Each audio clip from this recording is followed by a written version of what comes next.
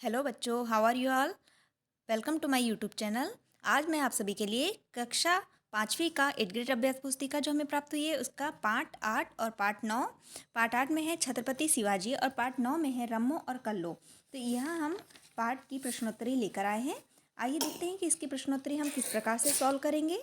देखिए, सबसे पहले पार्ट 8 की देख लेते हैं, छत्रपति शिवाजी। इसकी प्रश्नोत्तरी देख लेते हैं। छात्रों, अगर आपने अभी तक मेरे चैनल को सब्सक्राइब नहीं किया है तो सब्सक्राइब कर ले, क्योंकि ऐसे ही महत्वपूर्ण वीडियो हम आपके लिए लेके आते रहते हैं। देखिए, अब देखते हैं अति लघु उत्तरीय प्रश्न पार्ट 8 छत्रपति शिवाजी की। एक शब्द या एक वाक्य में उत्तर लिखिए। तो यहाँ पर पहला प्रश्न है, शिवाजी और किस साम्राज्य के बीच लड़ाई चलती रही। तो उत्तर में हम लिखेंगे मुगल साम्राज्य। अब देखिए प्रश्न नंबर 2 लिखा हुआ है, माता जीजाबाई ने देश रक्षा हेतु शिवा को किन ग्रंथों की कहानियाँ सुनाकर प्रेरित किया। तो उत्तर में आप लिखेंगे महाभारत, रामायण और पौराणिक कथा तथा ऐतिहासिक। अब देखिए प्रश्न नंबर 3, आदताई शब्द का अर्थ लिखिए। तो उत्तर में आप लिखेंगे अत्याचारी। आदताई मतलब होता है अत्याचारी। अब देखिए लघु उत्तरीय प्रश्न में 3 से 4 पंक्तियों में हमें उत्तर लिखने हैं।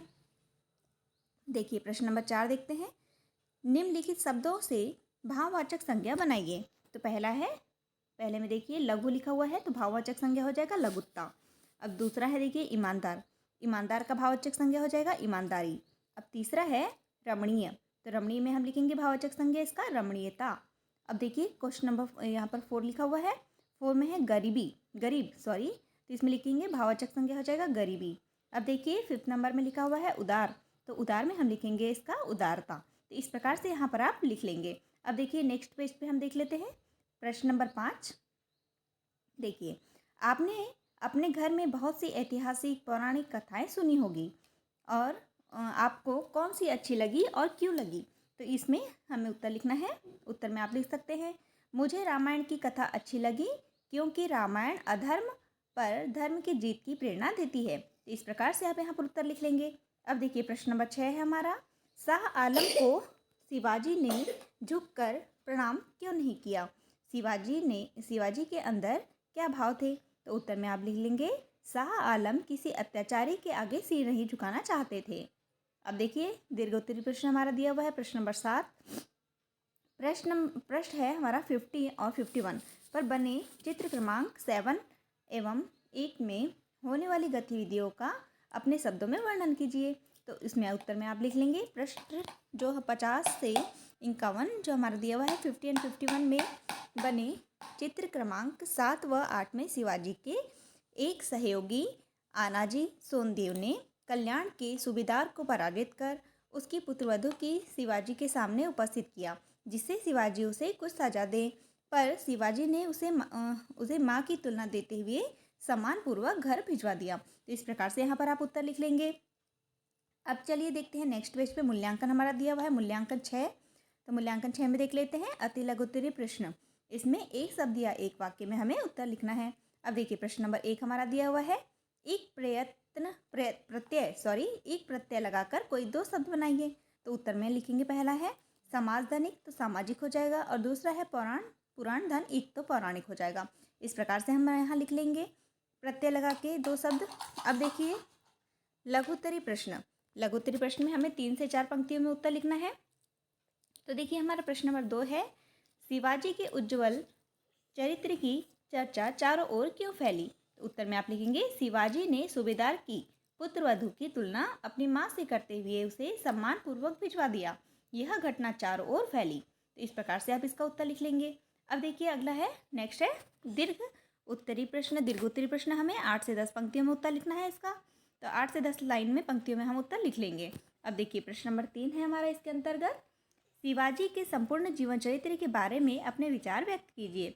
तो उत्तर में आप लिख लेंगे, शिवाजी अपनी माँ जीजाबाई का बहुत आदर किया करते थे, वे अपने स्वदेश से प्रेम किया करते थे, वे बहुत बहादुर थे, दयावान, न्यायप्रिय और चरित्रवान वीर महापुरुष थे, उन्होंने अपने जीवन काल में कई वीरता के कारनामे किए। तो इस प्रकार से आप प्रश्न नंबर 3 का उत्तर लिख लेंगे। अब आइए बच्चों देखते हैं नेक्स्ट पार्ट है हमारा पार्ट 9 रम्मो और कल्लो। देखिए इसकी लघु उत्तरीय प्रश्न देख लेते हैं। एक शब्द या एक वाक्य में हमें उत्तर लिखना है। प्रश्न नंबर 1 है हमारा, रम्मो और कल्लो की पढ़ाई का जिम्मा किसने लिया? तो उत्तर में आप लिखेंगे बाबूजी। अब देखिए सेकंड है हमारा प्रश्न नंबर 2, दोनों परिवारों ने साथ साथ मिठाई खाई, उस वाक्य में क्रिया का कौन सा प्रकार है? तो इसमें उत्तर में आप लिखेंगे सकर्मक क्रिया। अब देखिए प्रश्न नंबर 3 है हमारा, खिड़की शब्द का बहुवचन लिखिए। तो खिड़की का हम खिड़कियाँ इस प्रकार से लिख लेंगे। अब देखिए लघु उत्तरीय प्रश्न में 3 से 4 पंक्तियों में हमें उत्तर लिखना है। प्रश्न नंबर 4 हमारा दिया हुआ है, दिए गए मुहावरों का अर्थ लिखकर वाक्यों में प्रयोग कीजिए। तो यहाँ पर पहला है 9 2 11 होना, और इसका वाक्य में भी प्रयोग करना है। तो 9 2 11 का अर्थ होता है भाग जाना, जैसे पुलिस को देखकर चोर जो है 9 2 11 हो गए, इस प्रकार से हम लिख लेंगे। अब देखिए सेकंड लिखा हुआ है मन मारकर रह जाना। मन मारकर रह जाना का मतलब होता है मन के भावों को मन में ही दबा देना। तो वाक्य का प्रयोग कर लेंगे इसका, राजू को नई गाड़ी के मन मारकर रहना पड़ा, को नई गाड़ी के लिए मन मार के रहना पड़ा। तो इस प्रकार आप वाक्यों में भी प्रयोग कर लेंगे। अब देखिए नेक्स्ट है प्रश्न नंबर 5 हमारा दिया हुआ है, रमो और कल्लो की पढ़ाई करने की इच्छा और तेज कैसे हो गई? तो उत्तर में लिखेंगे हम, रमो ने प्रथम श्रेणी के अंक प्राप्त किए और कल्लो ने द्वितीय श्रेणी के अंकों से उत्तीर्ण हुई, इसलिए उनकी इच्छा और तेज हो गई। तो इस प्रकार से आप इसका उत्तर लिख लेंगे। अब आइए देखते हैं नेक्स्ट पेज पे प्रश्न नंबर 6 है हमारा, रधिया ने अपनी बेटी को पढ़ाने से मना क्यों कर दिया? यहाँ पर उत्तर में लिखेंगे, वे सोचती थी कि उन्हें पढ़ाने पर पढ़े लिखे लड़के शादी करने के लिए ढूंढने पड़ेंगे, तो उसके कामों में हाथ कौन बटाएगा। इस प्रकार से आप उसका उत्तर लिख लेंगे। अब देखिए दीर्घोत्तरीय प्रश्न देख लेते हैं। प्रश्न नंबर 7 है हमारा, निस्वार्थ भाव से सेवा करने से क्या लाभ होंगे? अपने विचार लिखिए। उत्तर में लिखेंगे, निस्वार्थ भाव से सेवा करने से हमारा जीवन सार्थक हो जाता है, हमें आत्मसंतुष्टि मिलती है। निस्वार्थ भाव से सेवा करने पर जीवन में स्वतः ही लोग अपने होने लगते हैं, अपने पराये का अंतर ही खत्म हो जाता है। तो इस प्रकार से आप प्रश्न नंबर 7 का उत्तर लिख लेंगे। अब आइए बच्चों देखते हैं नेक्स्ट पेज पे हमारा मूल्यांकन दिया हुआ है, मूल्यांकन 7, जिसमें अति लघु उत्तरीय प्रश्न दिए हुए हैं, जिसमें एक शब्द या एक वाक्य में हमें उत्तर लिखना है। तो देखिए प्रश्न नंबर 1 लिखा हुआ है, यदि रम्मो और कल्लो अपनी कक्षा में होती तो आप उनके साथ कैसा व्यवहार करते? तो उत्तर में आप लिखेंगे मैत्रीपूर्ण। तो इस प्रकार से आप इसका उत्तर लिख लेंगे। अब देखिए लघु उत्तरीय प्रश्न हमारा दिया हुआ है, 3 से 4 पंक्तियों में हमें उत्तर लिखना है।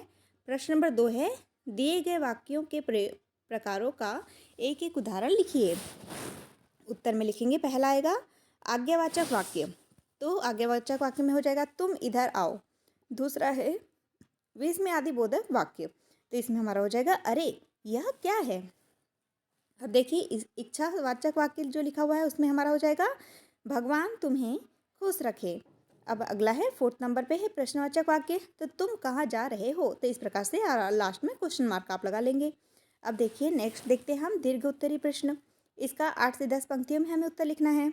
अब देखिए प्रश्न नंबर 3 हमारा दिया हुआ है, आपके अनुसार पढ़ना लिखना क्यों जरूरी है? तो उत्तर में आप इस प्रकार से लिख सकते हैं, पढ़ने से छात्र या अन्य व्यक्ति में एकाग्रता करने की क्षमता में वृद्धि होती है।